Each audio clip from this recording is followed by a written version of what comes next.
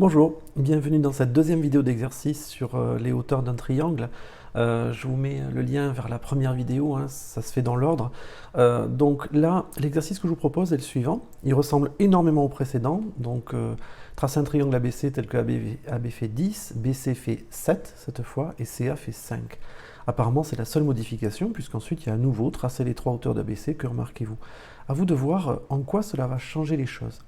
Alors, avant de commencer ça, je vous propose de commencer par tracer le triangle ABC, de façon à être sûr qu'on est tous le même. Donc je vous laisse mettre en pause, tracer le triangle ABC.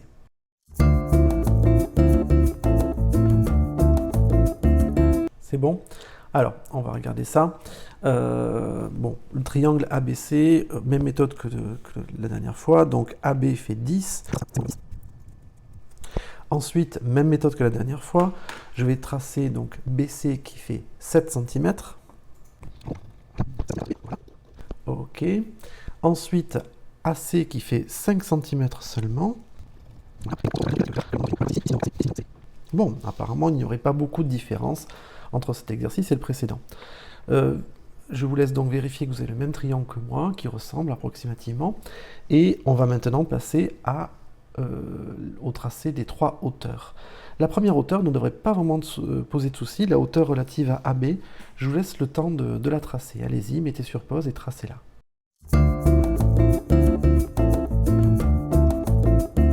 Alors, la hauteur relative à AB, donc elle est perpendiculaire à AB, elle passe par C. Je place mon équerre, excusez-moi, je place mon équerre sur le côté AB, je fais passer par C, vu que c'est la troisième vidéo sur la perpendiculaire, je me permets d'accélérer un petit peu. Je trace ma perpendiculaire, je la prolonge. Voilà. Jusque-là, aucun souci. C'est exactement la même chose que précédemment. Maintenant, on va tracer la hauteur relative au côté BC. D'accord? Là, je vous laisse mettre la vidéo en pause. Tracez la hauteur relative au côté BC, vous allez remarquer quelque chose qui est différent.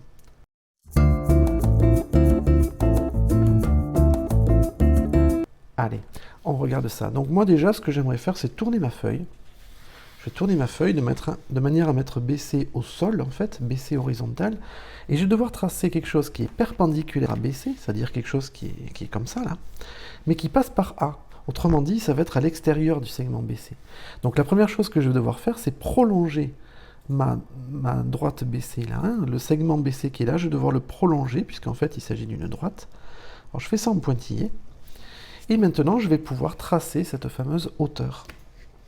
Je place mon équerre dessus et je trace. Alors, on essaie d'être un peu précis. Voilà. Et je me rends compte que cette hauteur va couper la hauteur précédente en un point. Tiens, je n'avais pas assez prolongé. Vous voyez, j'avais pas assez prolongé ici.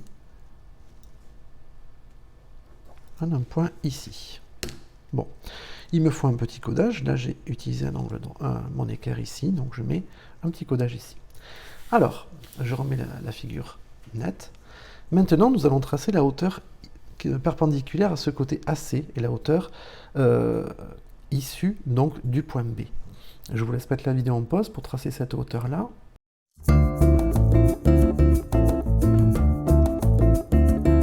Allez, on y va. De la même façon, je vais tourner ma feuille de manière à mettre le côté AC horizontal. Et je vais devoir prolonger mon côté AC, puisque la perpendiculaire va venir ici. Donc je prolonge le côté AC. Voilà. Et maintenant, je vais pouvoir tracer cette hauteur perpendiculaire au côté AC qui passe par B.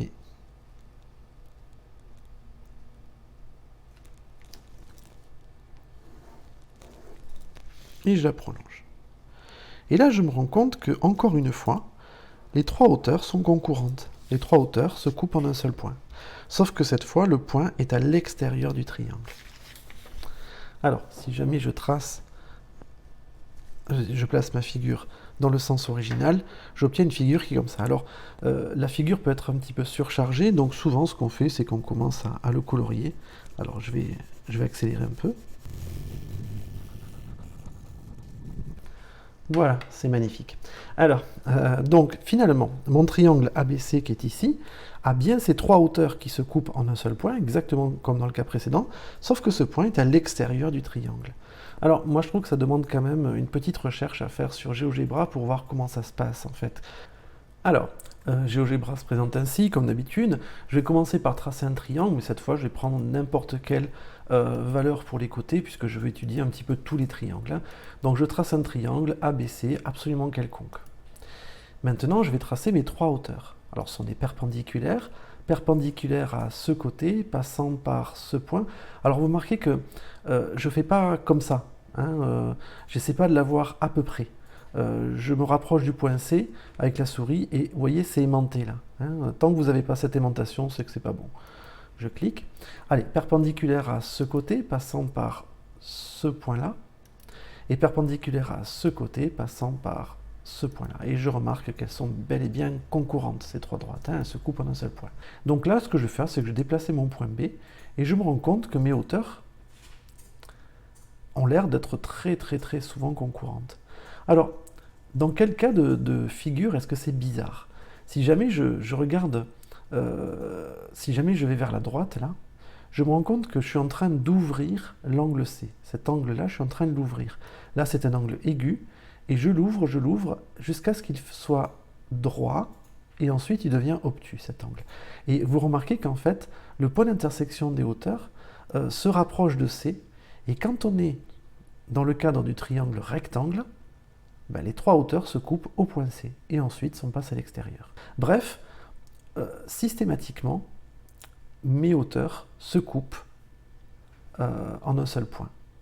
Alors, il y a des cas particuliers qui sont intéressants, par exemple lorsque le triangle est plat. Vous voyez, quand le triangle s'aplatit, mes hauteurs deviennent presque parallèles, et si le triangle est totalement plat, elles sont parallèles, elles se coupent à l'infini tout simplement, hein, elles se coupent à un point à l'infini, et on revient de l'autre côté. Donc en fait, il semblerait, et ça devient une hypothèse vraiment très forte, hein, il semblerait que les trois hauteurs d'un triangle se coupent en un seul point, qu'on pourrait appeler l'orthocentre, le centre d'orthogonalité, l'orthocentre. Eh bien, il faudrait le démontrer, cette chose-là. Alors la preuve est un peu longue, elle est faisable, au niveau 4e, elle est faisable, mais bon, on va peut-être pas la faire maintenant. Je vous remercie pour votre attention, et à bientôt. Au revoir.